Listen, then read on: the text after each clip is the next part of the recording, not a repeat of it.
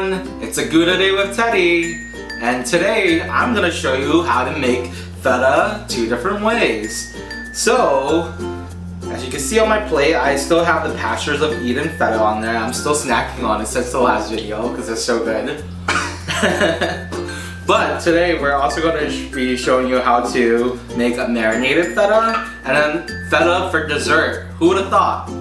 So marinated feta, very simple to do.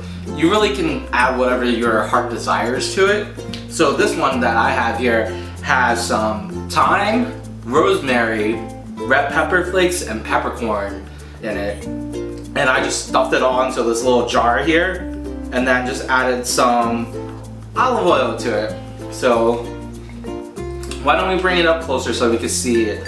And remember, it's a marinade, so you really want to let this feta sit in your refrigerator for at least 2 days. Really for a week for like the best flavor, so the herbs and all the marinade goes into the cheese itself. So this one right here, I like to actually just eat it on Triscuit crackers, or you can get some nice French baguettes, and that bread really soaks up that oil because that oil is going to be very, very flavorful. Another thing you can do is just take the feta chunks out of here and put it on a baking dish and just heat it up in your oven, and it makes a nice creamy spread, so you could do the same thing too, so you don't have to eat it cold.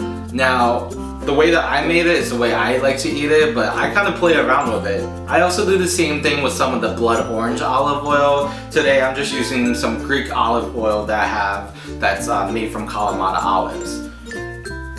You can use blood orange olive oil, you could do some balsamic in there. I've done some red chili oil before too, it's really good. You really kind of just play around with it and see what you like. Another great thing that I've heard that people do with the marinated feta is actually just cut it into smaller cubes and then toss it in with some hot cooked pasta and just let it melt in there. It creates almost like a sauce. So for the last one here we have is the feta dessert. Really isn't a dessert, it's more like an appetizer. So what this is basically a chunk of feta, and we are using that Pastures of Eden feta. And on top of it we have cashews, apricots, and honey all mixed together and literally just topped on this cheese. It is so good together with the sweet and savory. The honey that I'm using today is Cape May honey. This is the raspberry blossom one of my favorites. They do a lot of awesome different honeys throughout the season. With this one, you don't have to just use apricots or cashews. You can switch it up. Use whatever you have on hand, really. Like cranberries go really well together. Dried cherries are really good. You can also use like pistachios, or you could use walnuts. I personally love Marcona almonds too.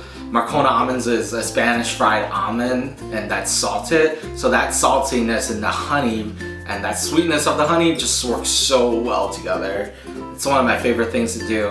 And when you bring this to a party, people think you are a rock star. So I really hope you try to make this at home.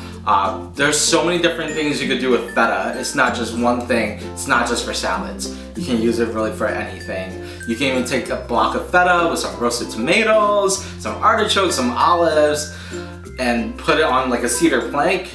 Make sure you wet that cedar plank first, and then put it on the grill, and then you have dinner after that.